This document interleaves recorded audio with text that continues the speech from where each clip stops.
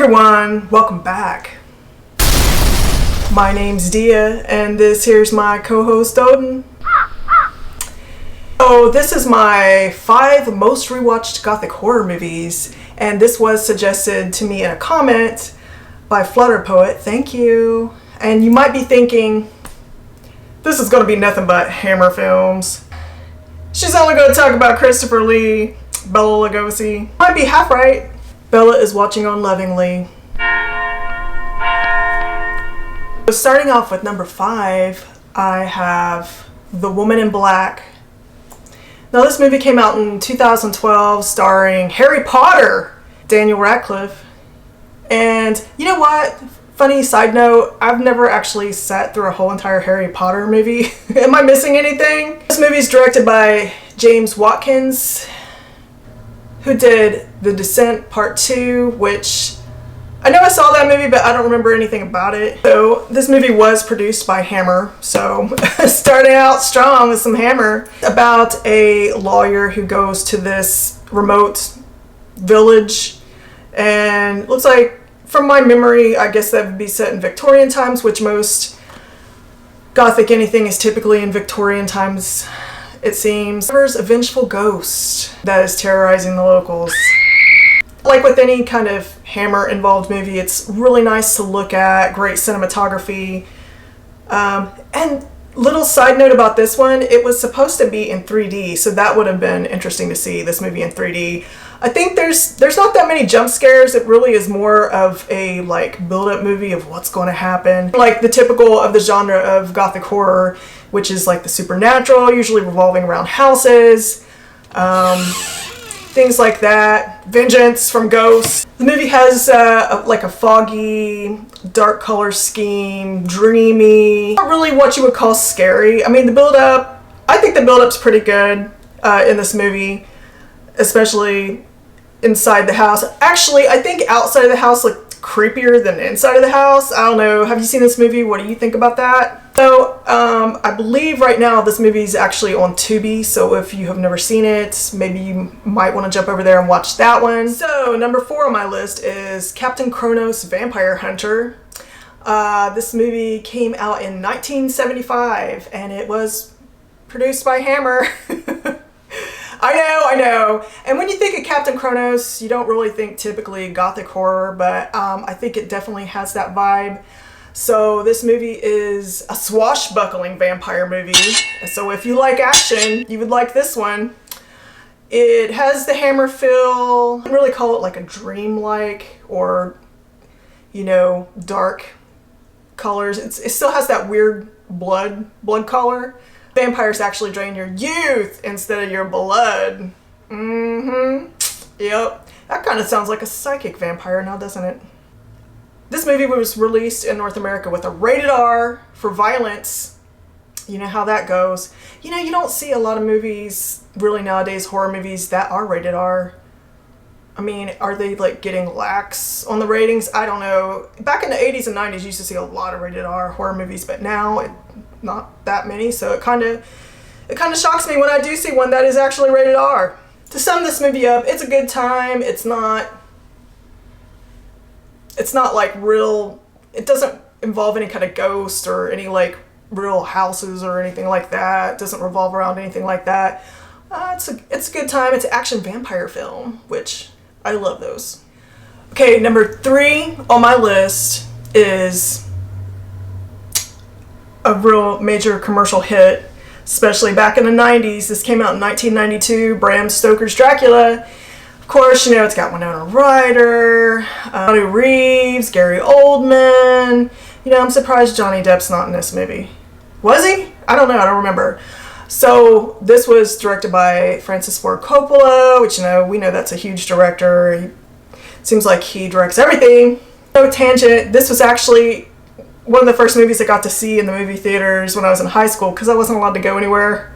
So my dad actually let me go and watch this movie in the movie theaters with my friends, so that was great. If you don't know the whole plot on this one, we have Jonathan Harker that goes to visit Dracula, becomes his prisoner.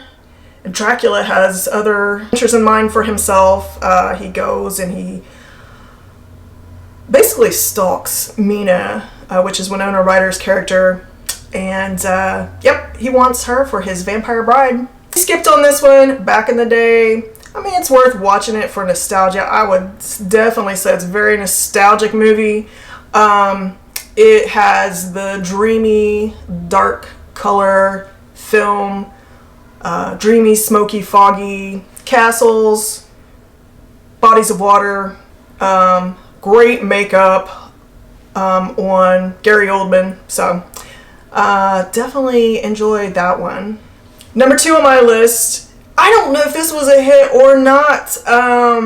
Came out in 1999, and I know I could have sworn I saw the commercials for it. Sleepy Hollow. And I looked at it and I thought, oh gosh, Tim Burton's involved, so it probably has goofy stuff in it, so I'm not interested. I think that's probably why I skipped it back in the day. But, I mean, I watched it later on, of course, and I love it. It's just so good. Another movie that has the dreamy quality to it, starring Johnny Depp and Christina Ricci, and also Christopher Lee. Of course, it is about Ichabod Crane goes to Sleepy Hollow, faces off with a headless horseman. There's a lot of people recently on YouTube that's making trips that typically go to Salem, Massachusetts, going to Sleepy Hollow, New York. So that seems like it's kind of a rise in Sleepy Hollow lately. And I bet a big rise in that movie. I bet they'll remake it if they haven't already, to be honest with you. With somebody else. However, the remakes typically are not that good. There are some good remakes, though. I mean, I gotta say, off on a tangent, Dawn of the Dead, the remake from George Romero's Dawn of the Dead, the remake that came out in, I don't know what year it was, but I loved that remake. I thought it was great. And Dawn of the Dead was actually the first movie I ever remember seeing in a drive-in when I was a little kid. So I'll never forget that movie. But back to Sleepy Hollow. Mood, this sleepy, dreamy quality to the Sleepy Hollow. It's good, it keeps your attention, it's not boring or anything like that.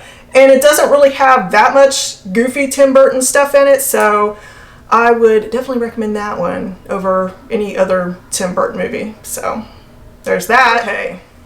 Number 1 on my list, I think I went to the movie theaters and saw this and actually fell asleep. I'm not sure. I know that's not good to say on a video about it, but this movie came out in 2015, and it's called Crimson Peak, and it's directed by Guillermo del Toro, which with his movies is a little bit of hit and miss. I mean, it's going to look good. If it's one of his movies, like the cinematography, it's going to look good. So it has Jessica Chastain in it as the main character, and then we got Loki from Thor, and then we got Jax from Sons of Anarchy in it. And guess who's the villain? This movie is about a ghost warning Jessica Chastain's character not to go to Crimson Peak. There is some stuff going on at Crimson Peak. Your death awaits in Crimson Peak.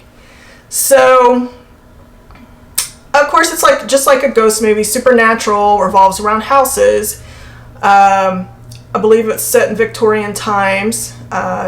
Definitely has all of the Gothic feels to it. There's pretty good bit of action, and there's some really interesting kill scenes in it, to be honest with you. I think one of the kill scenes involving a bathroom sink was pretty gross.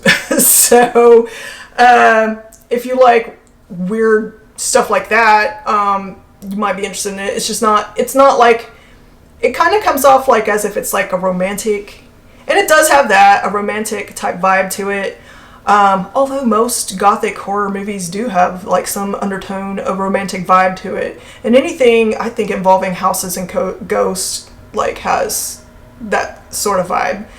The reason it's number 1 is because every detail it's so detailed, visually. I just feel everything's just so mapped out, just like this other world that Guillermo del Toro creates.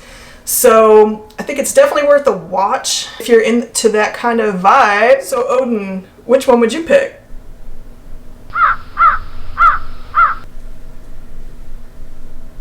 Well, there you have it.